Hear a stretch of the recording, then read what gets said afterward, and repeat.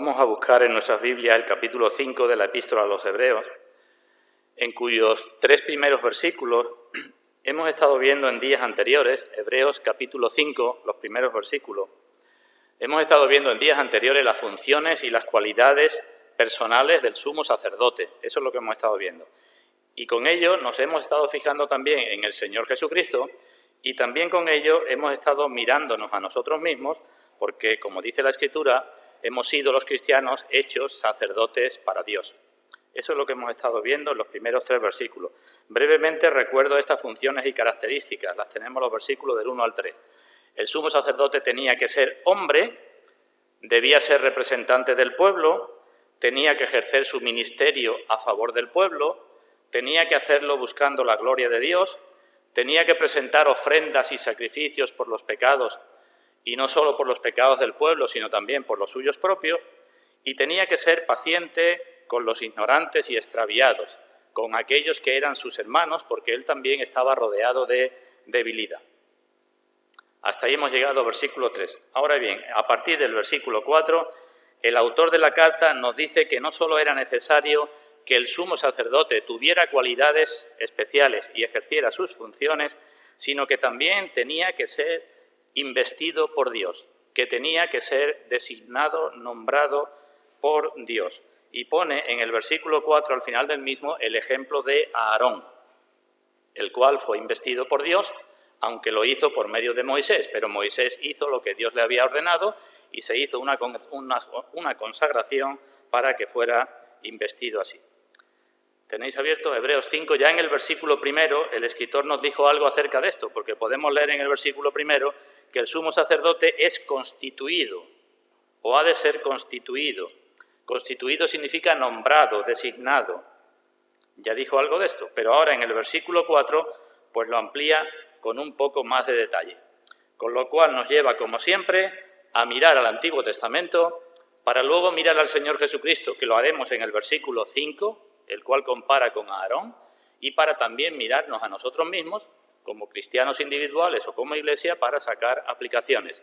Eso es lo que estamos haciendo siempre. Bueno, por lo menos hasta aquí, en este capítulo 5, mirando al Antiguo Testamento, mirando al Señor Jesucristo y sacando aplicaciones para nosotros.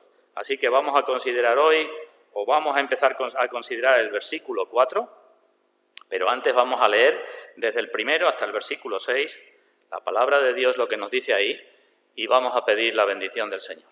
Así que Hebreos, capítulo 5, versículo 1.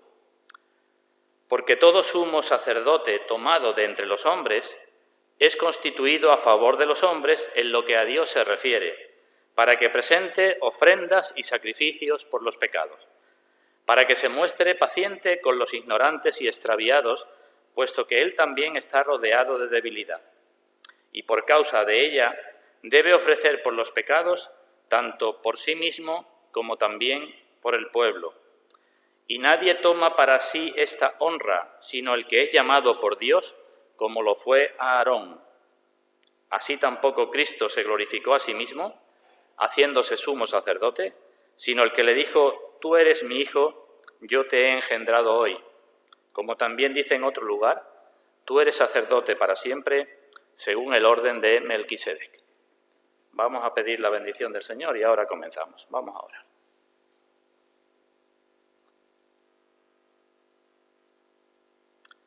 Padre nuestro, una vez más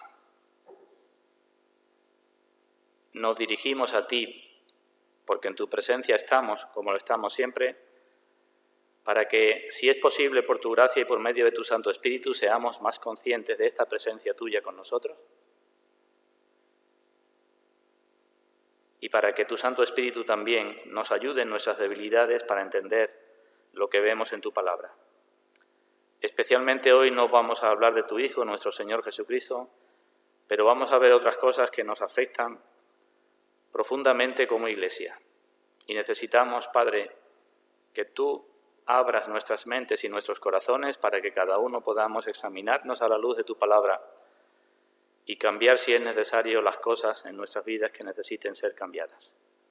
Reconocemos nuestro pecado y reconocemos también que hay pecados ocultos que no vemos y reconocemos también nuestra ignorancia. Y pedimos, Padre, que tú hagas como tú solo sabes hacer, que tú abras nuestros ojos a aquellas cosas que debemos ver para que, viéndolas de otra manera, cambiemos nuestras vidas y podamos glorificarte más como ellas. Lo pedimos no solo para cada uno de nosotros individualmente, sino también para todos como Iglesia. Y ponemos ante ti también a aquellas personas que puedan estar presentes, pequeños o mayores, que no te conozcan. Pedimos también tu misericordia para todas ellas. En el nombre de nuestro Señor Jesucristo. Amén.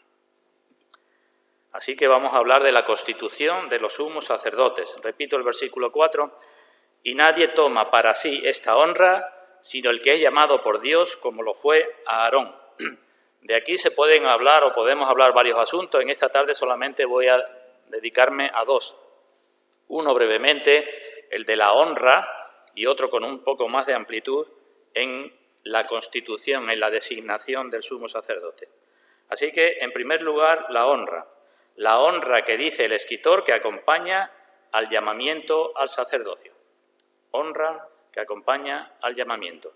En otras versiones, la palabra que se emplea es honor o dignidad. Y de algún modo, o de todos los modos, lo que se nos está diciendo es el valor y la preciosidad de ese oficio. Eso es lo que se nos está diciendo. Es un oficio precioso. De hecho, la palabra que ahí se traduce por honra, se traduce por precioso cuando se habla en la primera carta de Pedro, capítulo 2, versículo 7, cuando se habla de Cristo como la piedra angular donde tropiezan los que la desecharon, pero dice que para vosotros, los que creéis, Él es precioso. Esa es la palabra que se está utilizando aquí. El oficio es precioso, el oficio tiene honra y se equipara, o por lo menos la palabra es la misma, cuando dice que Cristo para nosotros es precioso. Y también en otros lugares se traduce por la palabra precio. Recordaréis que en la carta a los Corintios se nos dice habéis sido comprados por precio. En todos los casos se intenta destacar el valor de lo que sucede. Habéis sido comprados por un gran precio, pues de la misma forma este oficio tiene una gran honra. Así que se habla de eso. También se utiliza la misma palabra cuando se habla de la honra y la gloria de Dios, que aparece en muchos pasajes. A Él sea toda la honra y la gloria, en el libro de Apocalipsis. Y también en la misma palabra cuando se habla de que los creyentes, Romanos capítulo 2, por ejemplo, pues son aquellos que buscan gloria y honra e inmortalidad por medio del Evangelio. Así que lo que se nos indica, por tanto, es que una persona que puede aproximarse a Dios, cualquier persona que pueda aproximarse a Dios, que pueda tener un trato personal con Dios y que pueda hacer una labor de intercesión ante Dios por otras personas, pues esa persona tiene una gran honra, se le ha concedido un gran privilegio, se le ha dado un gran favor. Eso es lo que se nos está diciendo. Repito. El sumo sacerdote era aquel que se podía acercar a Dios, ¿verdad?, como representante del pueblo. Pues lo que nos dice es eso, que ese oficio implicaba una gran honra, un gran privilegio para el que lo ejercía. Y para designar o para que ese privilegio fuera visible, como sabéis, en el Antiguo Testamento hubo una ceremonia de consagración para Aarón, en la cual se hicieron una serie de sacrificios designados también por Dios, y Aarón fue vestido con una vestidura especial que era también al menos muy asombrosa externamente, muy llamativa, para designar de alguna forma para que se pudiera ver la honra del ministerio que él estaba ejerciendo. Si miramos a nuestro Señor Jesucristo, evidentemente, como lo tenemos en la Biblia, Él, cuando estuvo aquí entre nosotros, se despojó de su gloria, vivió en forma de siervo, pero si recordamos lo que sucedió en el monte de la Transfiguración, allí sus vestidos se volvieron blancos, dice la Escritura, con lo cual, pues, digamos, la honra de su vestimenta era mucho mayor que la que podía tener Aarón con la suya. Y cuando miramos al Señor Jesucristo en la cruz, aunque estaba en su humillación, ahí podemos ver los cristianos, no los que no son cristianos, pero los cristianos podemos ver también la honra y la gloria y la preciosidad del que estaba allí, siendo nuestro sumo sacerdote y siendo también nuestro sacrificio. Honra de Aarón, del Señor Jesucristo. Y en cuanto a nosotros, que hemos sido lavados de nuestros pecados con su sangre y hemos sido hechos reyes y sacerdotes para Dios. Y en cuanto a nosotros que somos linaje escogido, real sacerdocio, nación santa, todo lo que tenemos, pueblo adquirido por Dios, para que anunciemos las virtudes del que nos llamó de las tinieblas a su luz admirable, pues nosotros no hemos de olvidar que se nos ha otorgado un gran privilegio, una gran honra, un gran favor y un privilegio mayor que el que puede conceder ninguna persona en el mundo. Nos consideraríamos muy privilegiados si fuéramos los amigos del rey o los amigos de no sé quién, de alguien muy importante, ¿verdad? Pero se nos ha concedido una honra mucho mayor que debemos tener siempre presente. Somos sacerdotes para Dios, somos grandes privilegiados, nuestro ministerio es un ministerio de gran honra y no hemos de olvidar el precio que se pagó para que nosotros pudiéramos tener este ministerio. Primera cosa. La segunda, donde me detengo un poco más. ¿Y quién constituye a la persona para esta honra? Y hemos leído y vuelvo a leer. Y nadie toma para sí esa honra, ese cargo, ese privilegio, ese honor, llamémosle como queramos, nadie la toma para sí, sino el que es llamado por Dios. Y este es el aspecto más importante, aparte de las cualificaciones personales que tenía que tener el sumo sacerdote. Era mucho más importante no que el sumo sacerdote fuera una persona muy sabia o muy lo que sea, sino era mucho más importante que el sumo sacerdote fuera llamado por Dios. Para actuar legítimamente, nadie podía hacerlo a menos que Dios lo hubiera llamado. Y es lógico que fuera así. ¿De qué depende que nosotros podamos tener perdón de pecados? Decimos, ha dependido de la voluntad de Dios, ¿verdad? ¿De qué dependía de que Dios aceptara el ministerio de una persona para que hiciera sacrificios y para que intercediera? Y decimos, de la voluntad de Dios. ¿De qué dependía el modo de ejercer ese ministerio y de ofrecer los sacrificios? Y siempre respondemos, de la voluntad de Dios. Pues entonces parece muy lógico que dependa de esa voluntad el designar o elegir a la persona que Dios quería, ¿no? Es lógico, lo vemos que sea lógico, ¿verdad? Dios dice, esto ha de hacerse así, esto ha de hacerse por medio de una persona y la persona va a ser esta. Dios designa, Dios elige. Evidentemente Dios no está bajo la obligación de aceptar a nadie que se ofrezca, por más cualidades que tenga, ni Dios está en la obligación de aceptar a nadie que haya sido elegido por los demás. ¿Lo vemos claro también? ¿Por qué digo esto? Pues porque hoy vivimos en tiempos de democracia, ¿verdad? Y con nuestra mentalidad de hoy día, podríamos decir que el sumo sacerdote, que era el representante del pueblo, tenía que ser elegido por el pueblo. Esa es la frase que se dice, ¿no? El pueblo elige a sus representantes. Pero no es esto lo que sucedía con el oficio sacerdotal. El sumo sacerdote era el representante del pueblo, pero no elegido democráticamente. No era una designación democrática, sino una designación teocrática por parte de Dios. Dios es el que otorga la honra y nadie, por su pecado y por su rebeldía, tiene derecho a esa honra, a ese ministerio. Todo es gracia de Dios, todo es concesión de Dios. Nadie tiene derecho a exigir nada, nadie tiene derecho a pedir nada y mucho menos nadie tiene derecho a creer que porque muchos se pongan de acuerdo pueden elegir a ese representante, a esa persona que negocie con Dios. Me podía alargar mucho en estas cosas, pero no quiero hacerlo. En este asunto, evidentemente, del sumo sacerdote ante Dios, no estamos entre iguales, ¿verdad? Una parte es Dios y otra parte somos nosotros. ¿Y quiénes somos nosotros? Dice la Escritura. Pues súbditos rebeldes, que nos hemos pasado, digamos, al bando de las tinieblas, que nos hemos rebelado contra nuestro legítimo Rey de Gloria, que es el Dios omnipotente, el cual exige nuestra rendición sin condiciones. ¿Y por qué digo esto? Pues porque Dios no va a dejar de ser Dios para negociar con nosotros. Ni nosotros nos podemos poner a la altura de Dios para pedirle nada.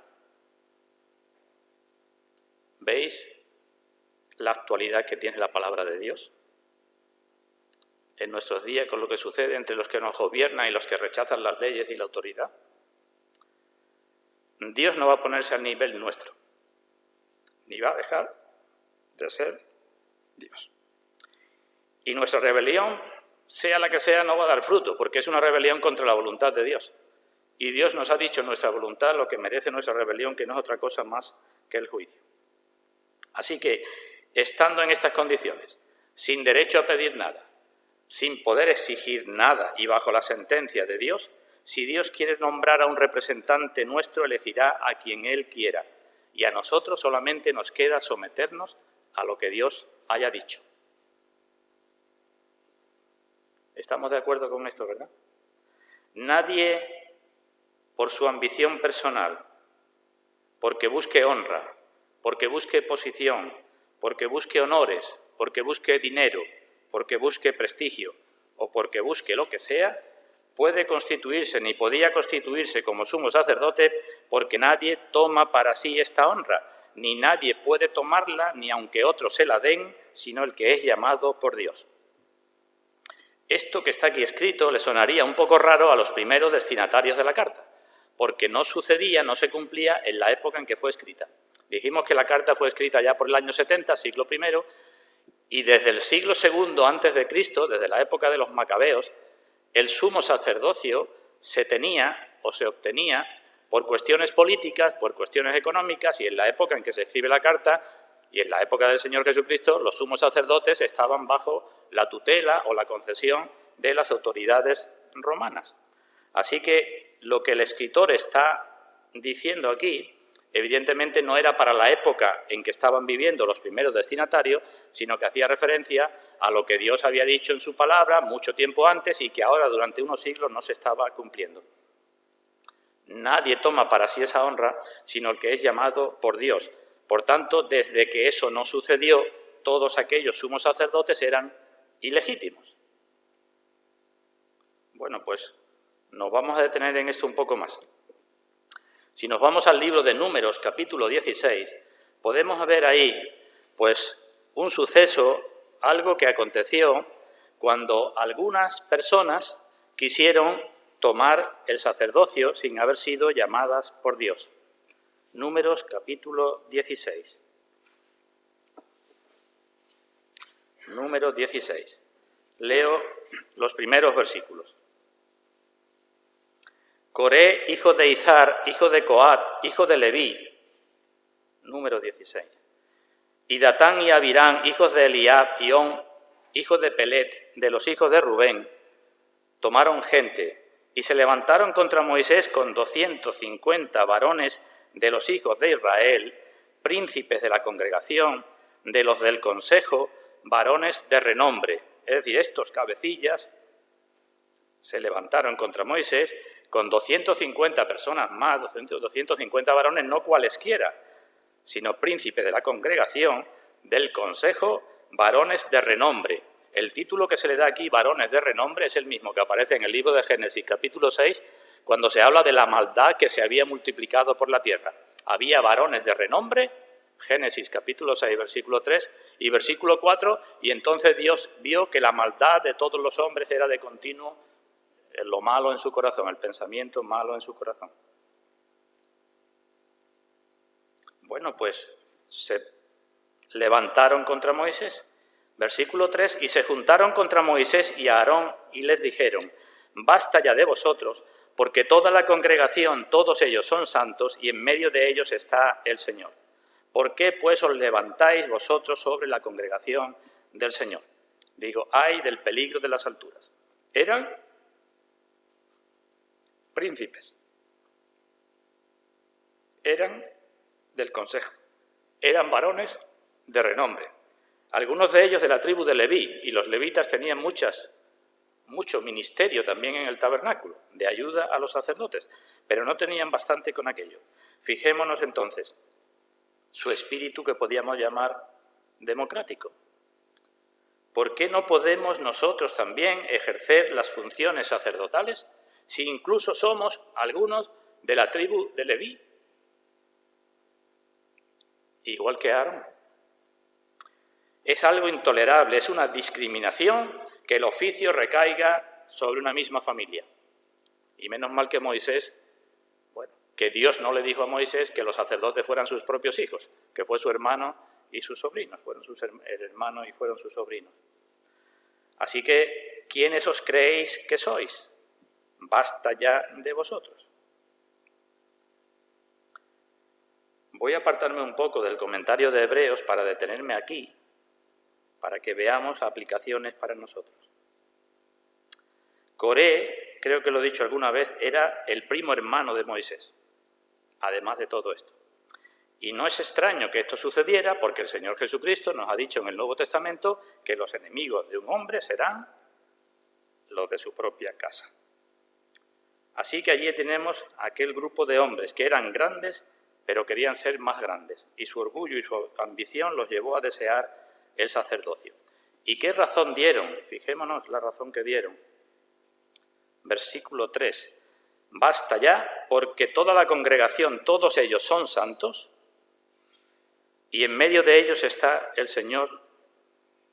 Todos ellos son santos y son capaces de hacer y pueden hacer y quieren hacer lo que tú y Aarón hacéis. Y además, en medio de ellos está Dios para dirigirlos en lo que tengan que hacer. Digo, hermanos, ¿con cuánta frecuencia sucede esto en las iglesias y cuán doloroso es? Por la misma clase de personas y utilizando los mismos argumentos, aunque quizás sacados del Nuevo Testamento. La autoridad está en la iglesia. ¿Por qué? Porque el Señor dijo que donde estén 2 o 3 congregados en su nombre, allí está Él en medio de ellos. La autoridad está en la iglesia y no está en los dirigentes de la iglesia, aunque sean 2 o 3 y sean incluso Moisés y Aarón. Qué triste. Pero también se da el caso contrario. Aquellos que quieren mantener su posición de mandato en las iglesias y acusan de rebeldes a todos aquellos que se levantan contra el liderazgo y que han sido designados o constituidos verdaderamente por Dios. Los dos casos se dan y los dos casos son tristes y frecuentes.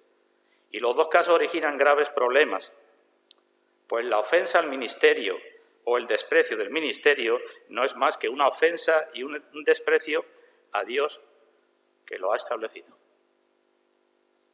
Gracias a Dios que los verdaderos líderes designados por Dios están sostenidos por el mismo Dios.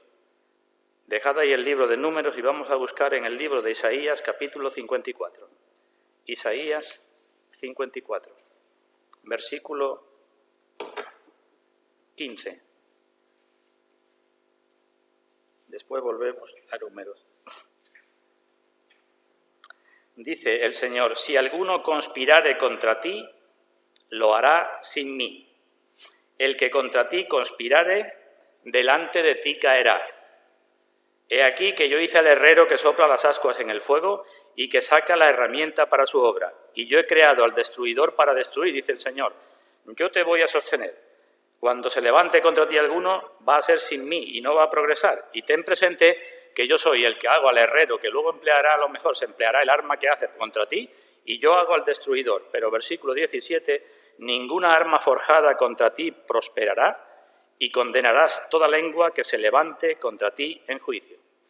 Esta es la herencia de los siervos de Dios, y su salvación de mí vendrá, dijo el Señor. Esta es la herencia de los siervos de Dios. Volvamos al libro de Números. ¿Qué dijeron Coré y los suyos? Toda la congregación son santos y Dios está en medio de ellos. Fijémonos los argumentos que se esgrimían. Toda la congregación son santos. No lo vamos a buscar, pero acababan de ser castigados duramente por Dios. Precisamente por su falta de santidad y porque se habían rebelado contra Dios. Habían venido los espías dieron mal informe y toda la congregación murmuró contra Dios, contra Moisés, y Dios por aquello tuvo que castigarlos. Pero el argumento que se daba es que todos ellos eran grandes santos. Y además decían, todos eran iguales, aunque sabían que Moisés y Aarón habían sido designados por Dios. Así que un grupo de hombres que eran, y todas estas cosas van juntas, orgullosos, envidiosos, ambiciosos, sediciosos y malos en definitiva, se levantan contra Moisés y Aarón y nos muestran lo que nos puede pasar con aquellos a los que en algunas ocasiones, como cristianos, les hacemos el bien.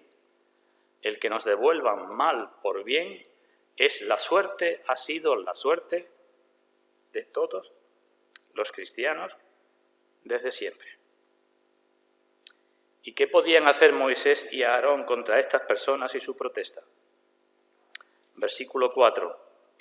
Pues apelar a Dios para que Dios mostrara quiénes eran los que él había designado. Versículo 4. Cuando oyó esto, Moisés se postró sobre su rostro. Antes ya lo habían hecho. En el capítulo 14 de Números tenemos que Moisés y Aarón se postraron sobre su rostro. ¿Qué estaban haciendo? Pues estaban mostrando que no estaban aferrados a los cargos, que habrían renunciado a ellos si Dios hubiera dado instrucciones para ello, y que lo único que querían es buscar la voluntad de Dios en esta triste situación. Si Dios consideraba apropiado que nombrara a otros, que lo nombrara. Después sigue la historia y nos muestra la manera en que Dios vindicó a sus siervos. Leamos versículo 20. Sigue la historia. Y dice el versículo 20, y Dios habló a Moisés y a Aarón diciendo, apartaos de entre esta congregación y los consumiré en un momento. Y ellos se postraron sobre sus rostros, otra vez, y dijeron, Dios, Dios de los espíritus de toda carne, ¿no es un solo hombre el que pecó? ¿Por qué airarte contra toda la congregación? Dice Matthew Henry en su comentario de estos versículos. Con esto Dios estaba mostrando lo que merecía el pecado de ellos y lo mucho que era provocador para él. Y sigue diciendo este hombre, véase lo peligroso que es tener comunión con los pecadores y ser partícipes con ellos en lo mínimo. Lo dice Pablo, ¿verdad? No participéis en pecados ajenos. Y sigue diciendo este hombre, muchos de la congregación es probable que vinieran siguiendo a la multitud, porque van muchos, allí vamos. O que vinieran por curiosidad para ver qué sucedía, cuál era el resultado de todo aquello. Pero sigue diciendo este hombre, y creo que tiene mucha razón. Sin embargo, al no venir como debían haber hecho, para mostrar su testimonio contra los rebeldes y declararse abiertamente a favor de Dios y a favor de Moisés, de igual modo debían haber sido consumidos en un momento. Y sigue diciendo este hombre, si seguimos al rebaño en los que ha entrado el diablo, pagaremos las consecuencias. Así que una vez más Moisés y Aarón mostraron sus cualidades de líderes designados por Dios, postrándose sobre sus rostros e intercediendo por el pueblo. Tenían que ponerse en la brecha. Ezequiel dice en una ocasión al Señor que buscaba a alguien que se pusiera en la brecha y no lo encontró, pero ellos aquí se pusieron en la brecha porque había peligro para el rebaño. Y llamaron a Dios, hemos leído en el versículo 22, Dios, Dios de los espíritus de toda carne. Es decir, están diciendo, Dios en su soberanía, si quería, podía consumir a todos, porque es el Dios de los espíritus. Y además, en su sabiduría, sabía o podía distinguir quiénes estaban actuando maliciosamente y quiénes simplemente habían sido arrastrados. Sigo leyendo, versículo 28. Y dijo Moisés, en esto conoceréis que Dios me ha enviado para que hiciese todas estas cosas y que no las hice de mi propia voluntad. Y ahora Moisés les dice, si sucediera algo extraordinario, y algo extraordinario era que la tierra se abriera y se los tragara a todos, sabréis que Dios me envió. Era un castigo sin precedentes, nunca había sucedido, nunca aparece en la Escritura, y Moisés, evidentemente inspirado por Dios, está profetizando lo que iba a suceder. Si sucede No cualquier cosa, no que caiga fuego del cielo, no esto, sino algo que no hemos visto nunca. Entonces conoceréis que estos hombres irritaron a Dios. Y Dios hizo algo nuevo, y leemos en el versículo 32, abrió la tierra su boca y los tragó a ellos, a sus casas, a todos los hombres de Coré y a todos sus bienes. Así enseñó Dios a su pueblo, que era el único que tenía derecho a decir quiénes iban a ser sus sacerdotes, y que él castigaría a todos los que pretendieran serlo sin haber sido llamados. Sigue la historia, pero a pesar de que se cumplió lo que Moisés había predicho, a pesar de que estaba más allá de cualquier discusión que Moisés y Aarón habían sido nombrados por Dios, el pueblo siguió igual. Y no sé qué es más asombroso, si la terquedad del pueblo o la constancia de Moisés y Aarón en favor del pueblo, o la paciencia de Dios que seguía soportándolos una y otra vez. Porque leemos en el versículo 41, el día siguiente, no había pasado tanto tiempo, ¿verdad? Todavía a lo mejor estaba la tierra removida de lo que había sucedido el día anterior. El día siguiente, toda la congregación de los hijos de Israel murmuró contra Moisés y a Aarón diciendo: vosotros habéis dado muerte al pueblo de Dios. ¿Nos damos cuenta? Vosotros habéis dado muerte al pueblo de Dios. Es decir, que los que murieron, según los que quedaron, eran el verdadero pueblo de Dios. Murieron porque eran el pueblo de Dios, cuando Dios los quitó de en medio, porque eran rebeldes en contra de Dios. Pero ellos dicen: vosotros habéis matado, habéis dado muerte al pueblo de Dios. Es decir, los que quedaban vivos, estaban vivos por la intercesión de Moisés y Aarón, y ellos decían: vosotros, cuando ha sido algo tan evidente, sois los que habéis dado muerte, no a los rebeldes, sino al pueblo de Dios. Es decir, que aquellos eran santos y vosotros sois los que no sois santos en absoluto. Y se puede volver a leer que otra vez ellos se postraron sobre sus rostros. Y evidentemente lo que vemos aquí es que sin la gracia de Dios no hay nada que pueda cambiar el corazón y la vida de las personas, aunque vean que Dios es un fuego consumidor.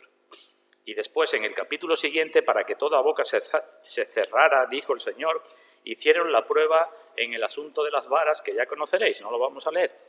Como todavía seguían los príncipes diciendo: bueno, ¿qué pasa aquí? Entonces Dios dijo: pues que pongan las varas en el lugar santísimo y mañana vengan a recogerla y ya veremos lo que sucede. La vara que florezca, esa será la vara del que yo he designado. Y para que no hubiera, porque claro, alguno podría pensar, digo yo, bueno, ¿y si Moisés entra por la noche en el tabernáculo o Aarón y cambian la vara y entonces? Pues al otro día fueron por las varas y se nos dice en el versículo 8 que la vara de Aarón había reverdecido y echado flores y arrojado renuevos y producido almendras. Para que no hubiera lugar a dudas, la vara seca se hizo viva, y si veis lo que se dice, no hay ningún árbol que al mismo tiempo reverdezca, eche flores, eche renuevos y eche fruto. Un almendro lo primero que hace es echar hojitas, después echa las flores, los renuevos, las flores, después el fruto. Y tarda entre los renuevos y las flores y el fruto, pues 9 meses, 8 meses. Nadie toma para sí esta honra, porque verdaderamente es una gran honra, sino el que es llamado por Dios. Y el que lo hace por su propia cuenta o intenta impedir lo que hace Dios, pagará las consecuencias. Esta es la historia. Y todo esto no es una simple historia, porque las cosas que se escribieron antes, ¿para qué se escribieron? Para nuestra enseñanza se escribieron. Carta a los Hebreos para que ninguno caiga en semejante ejemplo de desobediencia. Carta a los Corintios, y están escritas para amonestarnos a nosotros, a quienes han alcanzado los fines de los siglos. Una aplicación para nosotros. Lo mismo que estamos diciendo con el sumo sacerdocio es aplicable a otros ministerios y dones en la Iglesia. En la carta a los Efesios se nos dice que el Señor Jesucristo subió a lo alto, llevó cautiva la cautividad y recibió dones, dice el Salmo, para dar dones a los hombres, para dar dones a los hombres. ¿Cómo da esos dones? El Señor que subió a lo alto. Y decimos, ¿cómo quiere? ¿Y para qué los da? Carta a los Efesios, para edificación del cuerpo de Cristo. Y esto no hemos de olvidarlo, hermanos, porque cuando en la Iglesia falte un pastor o un diácono o un lo que sea, un maestro, no es la Iglesia la que tiene que levantarlo, ni mucho menos tiene que levantarse la persona por sí misma porque la persona busque el cargo. La Iglesia solo debe reconocer los dones que el Señor haya concedido y hemos de prestar mucha atención para no hacer las cosas con ligereza ni en un sentido ni en otro, para no designar a personas que no han sido constituidas por Dios y para no impedir la designación de personas que sí han sido constituidas por Dios. Los ministerios son cosas sagradas y gloriosas, y así hemos de entenderla, y dependen de la gracia de Dios, y solo Dios es el que puede decidir entre las personas. ¿Y qué sucede en nuestra época democrática? Decimos que esto nos gusta en muchísimos casos. No pocas veces cuesta mucho trabajo aceptar que alguien que se considera menos capacitado, quizás por envidia de otro, haya sido nombrado o esté ejerciendo un cargo que yo quiero ocupar. Y Santiago dice, ¿de dónde vienen las guerras y los pleitos de entre vosotros? ¿No es de vuestras pasiones, las cuales combaten en vuestros miembros? Hemos de tener mucho cuidado con el afán de protagonismo y las ambiciones carnales que siempre trae como consecuencia divisiones y problemas. Y cuando haya necesidad, he dicho antes, de evangelistas, pastores, diáconos, maestros, lo que sea, ¿qué hemos de hacer? Pues el Señor nos lo ha dicho. A la verdad, la mies es mucha y los obreros pocos. Rogad, pues, al Señor de la mies que envíe obreros a su mies. ¿De quién es la mies? Del Señor. ¿De quiénes son los obreros? El Señor. ¿Quién los designa? El Señor. Y es triste ver, por desgracia cada vez más, tantos que se llaman evangelistas, pastores, maestros, misioneros, predicadores, que lo son sin haber sido llamados por Dios, porque Dios al que llama, capacita. Dios al que llama, capacita. Y a muchos, muchísimos, se les pueden aplicar las palabras de Jeremías en la antigüedad, cuando Dios le dijo, no envié yo a aquellos profetas, pero ellos corrían. Yo no les hablé, mas ellos profetizaban. Decía Calvino en relación con este asunto mirando a la Iglesia Católica, la Iglesia Católica Romana. Según esto, este hombre decía, de esto se deduce indiscutiblemente que el sacerdocio católico romano es falso, porque ha sido creado por los hombres. Dios en ninguna parte ordena que se le ofrezca ahora un sacrificio para los pecados, y en ninguna parte manda que se designen sacerdotes para tal fin. Así pues, seguía diciendo Calvino, mientras que el Papa ordena a sus sacerdotes para que ofrezcan sacrificio, el apóstol, porque Calvino creía, hemos dicho que no hay seguridad, al menos yo no la tengo, creía que el apóstol Pablo escribió la carta a los hebreos, dice, mientras que el Papa ordena que los sacerdotes ofrezcan sacrificio, el apóstol niega que hayan de considerarse como sacerdotes legítimos. Y en ninguna forma pueden serlo, a menos que por algún nuevo privilegio se pongan por encima de Cristo. Pues él mismo no se atrevió a tomar esa honra. Si esto decía Calvino de los sacerdotes, mucho más podemos decir del propio Papa. Menos legitimidad tiene cuando es nombrado por hombres que lo eligen, aunque dice que lo hacen en un concilio y viene el Espíritu Santo y le dicen quién tiene que ser. Hermanos, termino. Estamos en una época tremendamente difícil para nuestra fe cristiana. Hay un rechazo por completo a la autoridad a todos los niveles.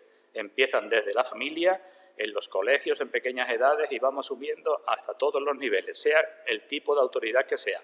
Los padres, los jueces, las leyes, lo que sea.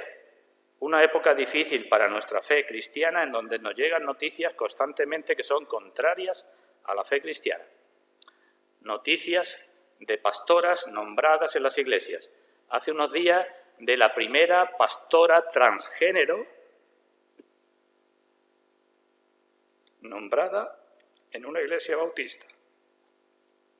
Noticias de falsos maestros, noticias de doctrinas extrañas y de la gente corriendo a tales sitios a ver si escucho las doctrinas que yo quiero escuchar. Noticias de supuestos pastores evangélicos que ahora en las redes sociales dicen que ya dejan de ser evangélicos y ahora son católicos, que se han pasado al catolicismo. Noticias de falsos profetas, de falsos apóstoles, de falsos hermanos, movidos todos por deseos carnales y todos atacando a la propia palabra. ¿Y ante esto qué hemos de hacer?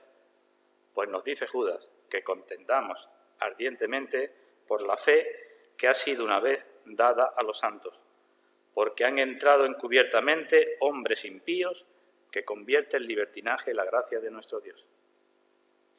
Y una parte de nuestra contienda, hermanos, está en este asunto que estamos considerando: la conveniencia de la Iglesia, la necesidad de la Iglesia, la oportunidad que se presenta o la costumbre que pueda haber, no justifica nunca el que nadie entre en un ministerio sin haber sido llamado por Dios. Así que sopesemos todos, porque todos tenemos aquí una gran responsabilidad, en estas breves palabras: nadie toma para sí esta honra, sino el que es llamado por Dios. Pues que Dios nos dé gracia para entender esto, asimilar esto, interiorizar esto, para que sea para la gloria suya y para que sea para la edificación de su pueblo, hermanos. Que así sea.